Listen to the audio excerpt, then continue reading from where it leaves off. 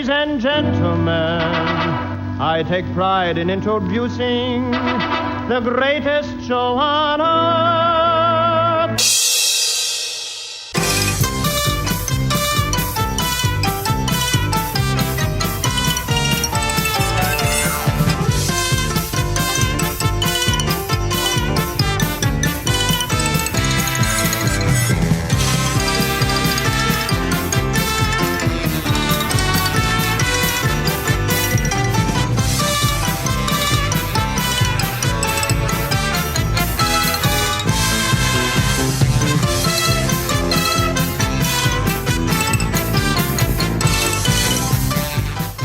Welcome to the Uncle Floyd Podcast. My name is Scott Gordon.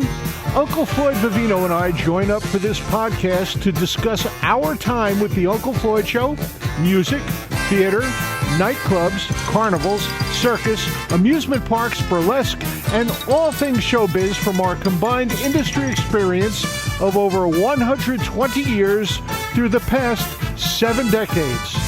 We also answer questions that are emailed to ufpodcast@sge-inc.com.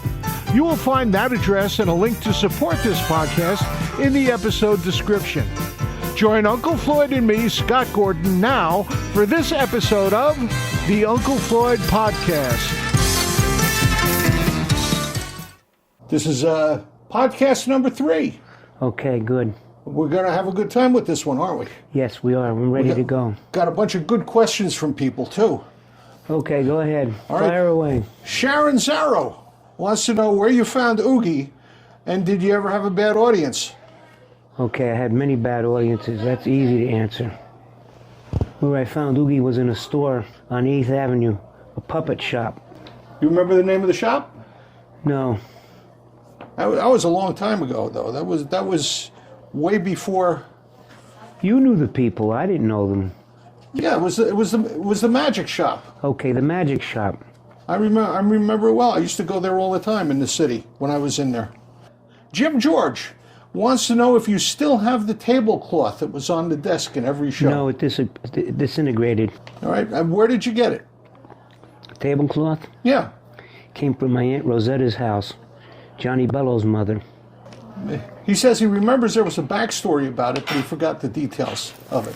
Okay, next question. Susie Tannenbaum wants to know, what record albums changed your life? Louis Prima albums. Louis Prima? Yeah. That's just one of them. Which song in particular got to you? Angelina. Angelina? The waitress at the pizzeria. And this is from our good friend Hal Goldstein. Yeah, he has a music question for you. Floyd, being a piano player, I've always thought you were very accomplished at stride ragtime barrel house, whatever you might call that style of jazz piano. Mm-hmm. I was wondering, who are your all-time favorite stride or ragtime piano players? Easy to answer. Joe Pica.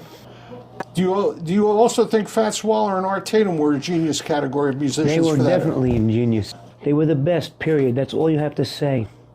Yeah, I collect soundies. I like to watch them. And Fats Waller's soundies were some of the most amazing things that were produced at the time, musically and entertainment-wise. Okay.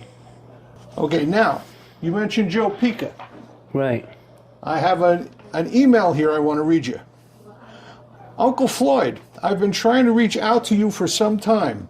When I was little, I sent you a drawing. It was when you had your show after Saturday night live on NBC. I remember you saw my name. You said, I wonder if she's related to the piano player Joe Pica. Mm-hmm. Joe was my uncle. Wow. My father, Silvio, was also a very talented piano player. They both played by ear. Okay. I was a burlesque performer for almost 20 years that sang. I worked with legendary performers like Tiffany Carter and the late Tempest Storm. Okay. I now perform as a Patsy Cline tribute artist, traveling the country. Did you personally know my uncle and perhaps my father? I knew a lot of people who knew them. But you didn't know them personally? Not personally, no. Okay. I learned that you were a big fan of his. Did you ever go to his club, the Red Carpet in Florida? No. He had died when he first opened it up. Yeah, she said he died when she was a baby. This is Pamela Pica. Her stage name is Patsy After Midnight. So what would you like to say to Pamela Pica? Joe Pica was considered the best in his time at what he did. Liberace was fond of him. Liberace copied him at Pal's Cabin. From Steve and Patty Phillips, from NJ Now DC. Okay. Floyd, since you and Bruce Springsteen are widely considered the two most famous entertainers from New Jersey, did you ever perform with Bruce or meet him? I met him a lot, and plus Patty Shalfo. We shared dressing rooms a few times. I remember sharing a dressing room with Patty Shalfo at the Capitol Theater. Right. That was the night. That was the night that Vince Scelsa came on and said that said with John Scher that the Capitol Theater was no longer going to support WNEW-FM. They were going over to K-Rock. Right. And there was a big thing going on in the back. Big boo. That's it for the questions? That's it. Okay, good. That's it for the questions. Now we can talk about whatever we want to talk about. Okay, good. So how do you think formal training in a school is compared to the actual training you get when you're on the stage? No comparison. No comparison. Stage training is better? Yes. Matter of fact, it's weird you ask that question, because today I was going to open up with kindergarten songs I used to play for the kids. Really? Yeah, Pasquale, the Pasquale song. What's a Pasquale song? When Pasquale was a-playing in the band, he forgot that he was taught to watch the leader's hand. When the band began, Pasquale ran, for he forgot to watch the leader's hand. Now Pasquale is a-playing in the band. He remembers he is taught to watch the leader's hand. When the band begins, Pasquale grins, for he remembers to watch the leader's hand. Dun dun dun dun dun dun dun. Okay. You learned that in kindergarten? Probably first or second grade. Okay, you remember, did you have a separate music teacher? Yes. You remember the music teacher's name? McRogan. Okay, mine was Mrs. Rosin, was my music teacher. Okay. I think it would be fun to do a whole show of kindergarten songs. We're going to do it this week. I wish I remembered them. I wish I remembered the ones I had from kindergarten. You were too busy throwing spitballs. I wasn't throwing spitballs. I wasn't that kid. I was drawing. I was drawing in my book. I draw pictures of animals. Is what I used to do in kindergarten. Self-portraits? Yeah, exactly. What kind of doodles did you do when you were in school? Funny faces. Funny faces? Comical faces. Were you trying to make yourself laugh or the guy next to you? The guy next to me. See, that's the thing. That's the entertainer. That's the entertainer in you. You're trying to make the other guy laugh. Right. Okay? Other people doing that would be trying to make themselves laugh. Right. And those people are not the entertainers.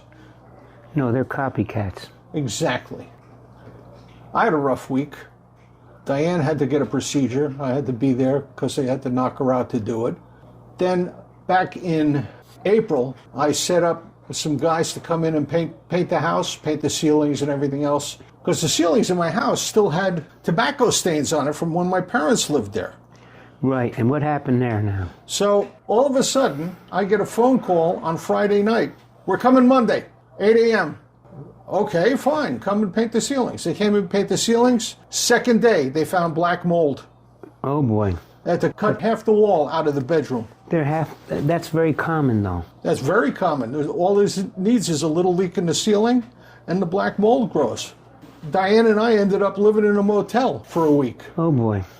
I was there every day from 8 a.m. to 4 p.m. with these guys painting the ceiling and cutting holes in the bedroom wall. It's a pain in the neck.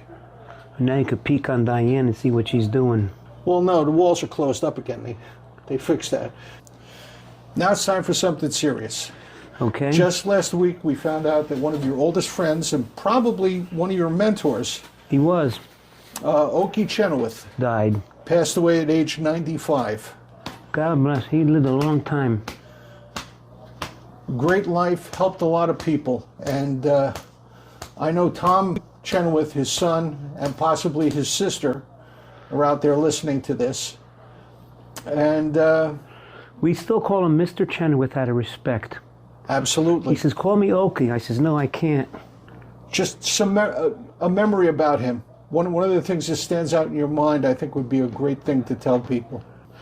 He was so great to me. He liked me a lot. What do you give him credit for in your life? Giving me bravery, to not be afraid on stage, to be brave and do what I want to do. That is a great lesson. So you and I both extend our condolences to the Chenoweth family. That's right. All his friends. Didn't you work with him with Joe Jeff Players? I did work with him with the Joe Jeff Players for a short period of time. We both send our condolences to his family, his friends, everyone that the innumerable people He helped. that he inspired and helped in the theatrical world. And thank you, Mr. Chenoweth, for all He your help. impressed me more than any other teacher. He introduced me to Chekhov, Harold Pinter. He introduced me to, these were playwrights who had big hits back in the day. That's a great thing. And we'll see everybody next time. Tuesday at 8, we have a date. Tuesday at 8, we have a date for This Was the Uncle Floyd Show. And keep your eye on the podcast subscription, and you'll know when the next one of these comes up. They'll let you know. And if you want to tell your friends how to get here, just tell them to go to unclefloyd.podbean.com. That's PODBEAN.com. And if you want to send us an email with a question, just send it to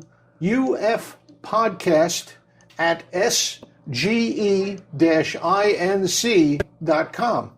And it gets right to me, and I bring it over here, read to Floyd. We answer your questions about the show or anything about show business. Any part of show business, we'll be glad to answer. Very good. All right. So, see everybody next time. At Tuesday, we have a date. This program was produced in the studios of Scott Gordon Enterprises, Incorporated in Paramus, New Jersey.